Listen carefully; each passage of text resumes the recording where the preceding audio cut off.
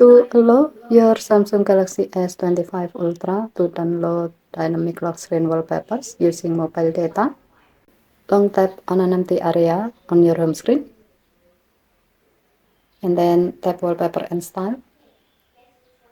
Tap the lock screen thumbnail. Next, tap Wallpapers. Scroll down the screen.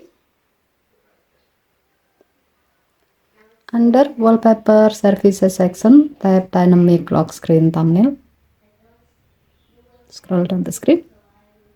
And then tap the gray on option next to download using mobile data until the switch turns blue to turn it on.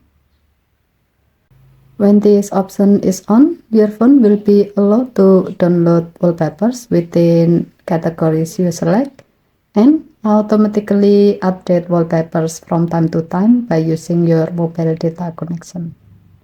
Okay, thank you for watching. Please help to like and subscribe.